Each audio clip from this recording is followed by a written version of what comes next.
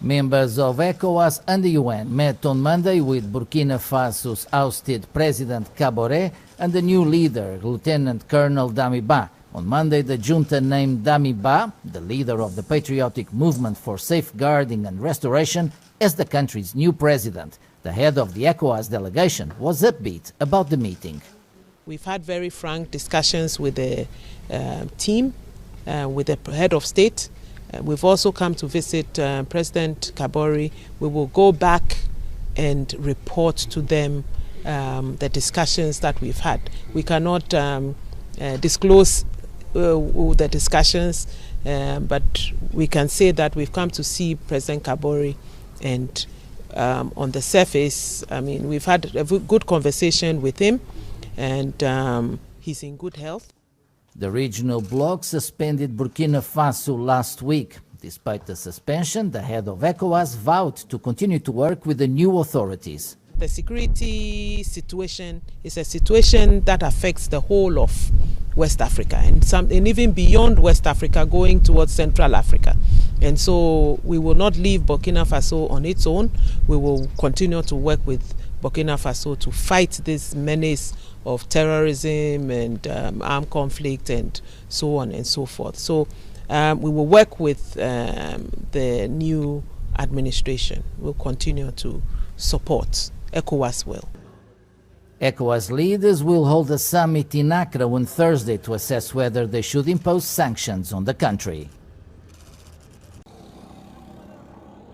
The Burkina Junta has announced the restoration of constitutional order just 1 week after a coup ousted elected President Kabore. In a statement read on television on Monday, a spokesman of the military notified the population that the junta had approved the Fundamental Act.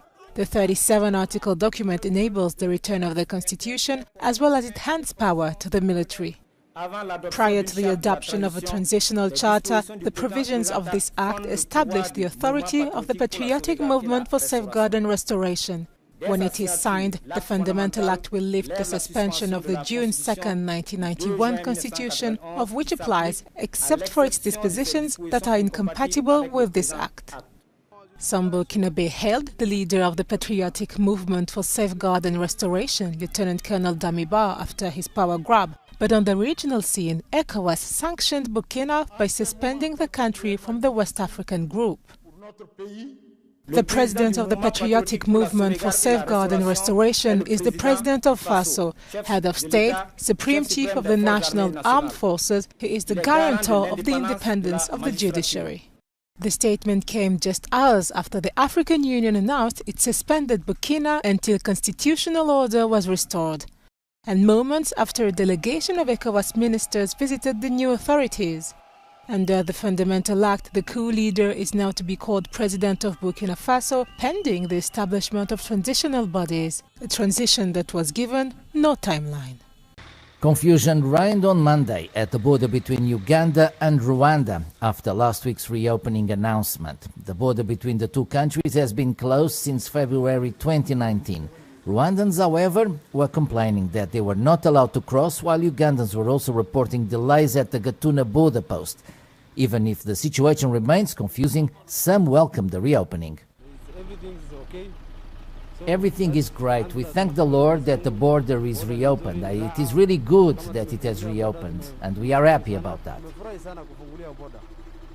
Trade between the two countries collapsed following the closure of the border in 2019, amidst mutual accusations of espionage and political meddling. We would lose a lot of our money because we could not cross the border. Sometimes when you wanted to buy something, you had to buy via mobile money, otherwise they would buy you what you don't want. Now we are happy that it has been resolved. Ugandan authorities informed that priority was being given to trucks and that both countries were working on COVID protocols to be implemented.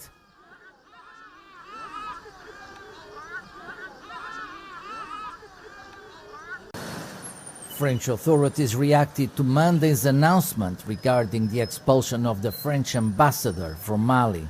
The French Foreign Ministry issued a brief statement saying it takes note of the announcement, expressing solidarity with its European partners.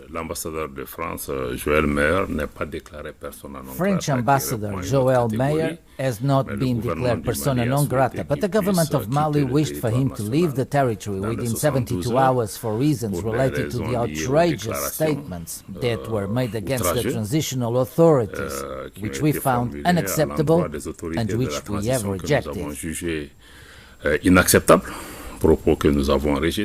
These comments question both the legality and the legitimacy of the authority with which the French ambassador is accredited. This creates a very difficult situation because you cannot be accredited with authorities that you yourself do not recognize.